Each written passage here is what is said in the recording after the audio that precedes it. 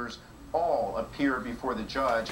The neighborhood watchman claims self-defense after shooting and killing teenager Trayvon Martin last year. Jonathan Surrey is live from the courthouse in Sanford, Florida, following all the details. Hello.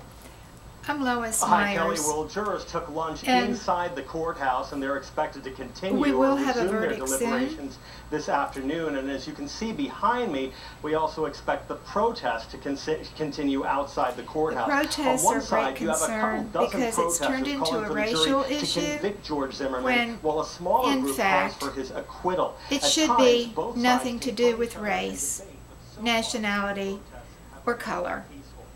That is ridiculous. That should be wiped off the face of the map. Zero. Zilch.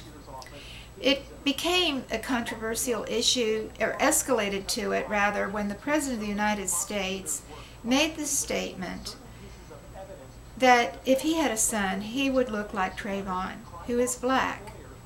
I don't believe that any president of the United States should have made any racially tinted remark like that. That set off a spark, a fire.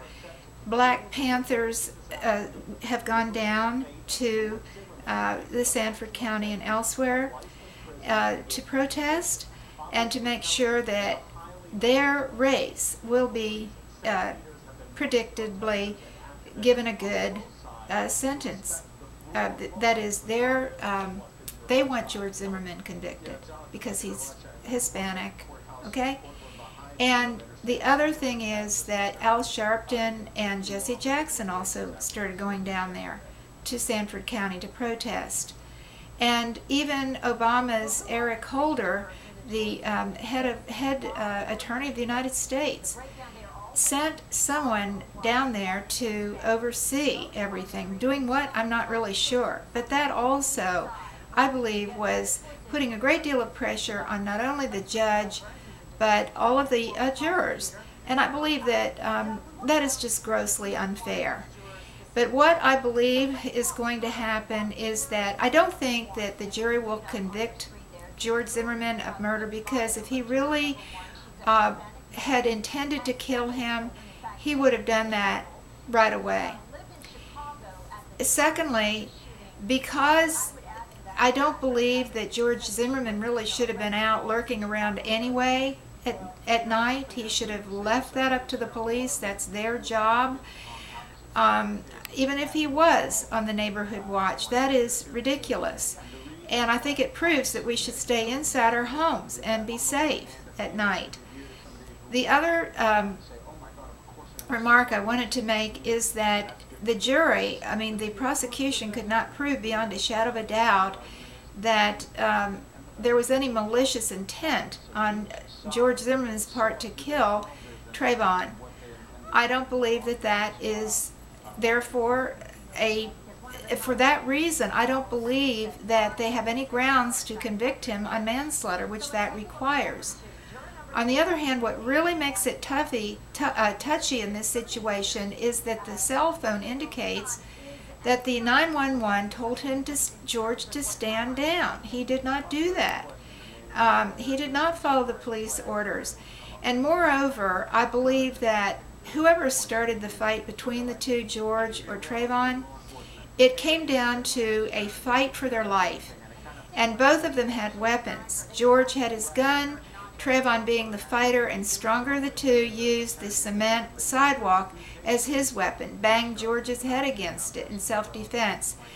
I believe that had not George done that, had not Trayvon done that, which prompted George to bring out his gun, there would have been manslaughter charges, or would have been grounds for manslaughter.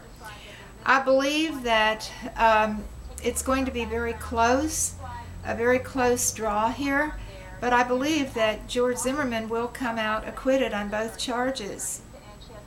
And it's tragic that Trayvon ever died.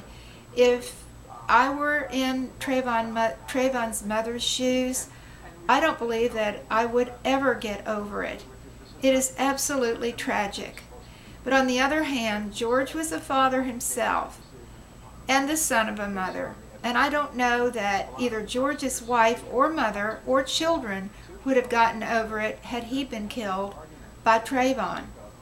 And there was an expert pathologist who came in and witnessed and testified that George could have died with the cement banging of his head.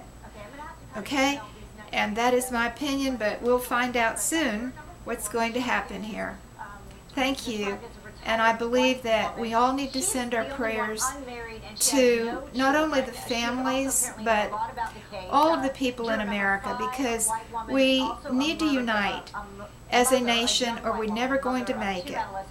We need to begin to love one another and stop this racial prejudice and racial targeting. It's absolutely ridiculous. We are all, in the sight of God, the same, regardless of our color of our skin. We've got to get over that. God bless y'all. Because they saw the different dynamic in the different sides. Again, I'm not a big